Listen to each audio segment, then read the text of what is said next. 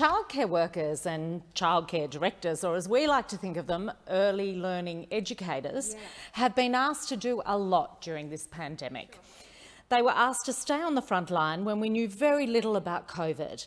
Nearly everyone else had to stay at home, but they had to be able to care for the children of essential workers, showing just how essential they themselves are.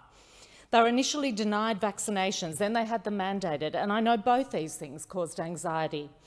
They were also hearing about the funding arrangements and the changes to their sector only when it was announced in media conferences. Never with more than a couple of days' notice to make massive changes to their working lives. Major changes from, from who could attend childcare to how much people would or wouldn't pay. Directors have called me in shock about the changes over the last year and a half, changes that were sprung on them. These directors are predominantly women, and women who recognise the value and role of early learning, and to be treated so cavalierly by the Morrison government was, frankly, insulting. They deserve the support that they were given as a sector financially, and I think they deserved more, but they also deserved much more respect. I also want to talk about the parents. It's been more than 2 decades since I had children in early learning, although then we did call it childcare. But from talking to parents now, I can see that the task of choosing the right people to care for and educate your little ones is no less agonising than it was in the 1990s. Parents have, for the last nearly 2 years, been asked to trust that their preschoolers were safe at their long day care centre, their family day care centre, kindy or preschool. There was a time when they were told that they were bad parents if they were working from home but still sending their child to be cared for at a centre. Seriously, have you ever tried to work from home with an under 5? Yeah. COVID has given the phrase juggling work and family responsibilities a whole new definition. And when my volunteers and I have done our community check-in calls, it's clear to me that parents, especially mothers, have had a massive load. There was confusion about whether they'd have to pay a gap, whether it would be waived. Parents were dependent on their centre being able to sign up for it, and the centres were given no support to do it. These were the most challenging of times, financially and emotionally.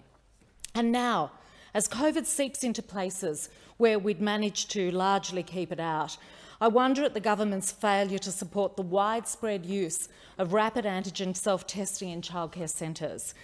You cause havoc to a family and a centre, economically, logistically, emotionally, when it closes due to a COVID case.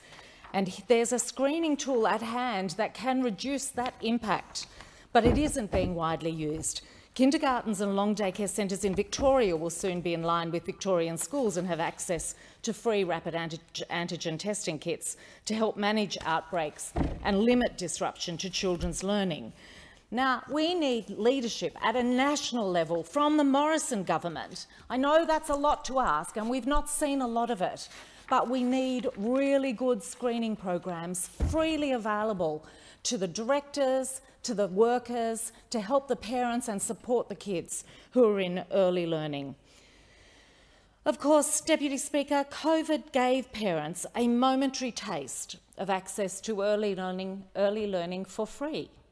Even before COVID, though, on this side, we knew the burden of the costs of quality care were placing on families, especially when wages were stagnating, yet childcare costs kept on rising by around 20% in the Blue Mountains and Hawkesbury. So now parents of children like me look and think 100 or 105 plus a day for childcare. That is a lot to pay out of your wage. The Morrison-Joyce government's policy sounds okay in an ad, but let's look at the detail, because that's where it lets everybody down. It only provides some relief to 1 in 4 families. It completely leaves out parents with 1 child in care. That's 74% of families. It rips the extra support away from families with 2 children in care once the older child goes to school, and it does nothing to put downward pressure on rapid free growth. By contrast, our plan will bring the costs down and keep them down.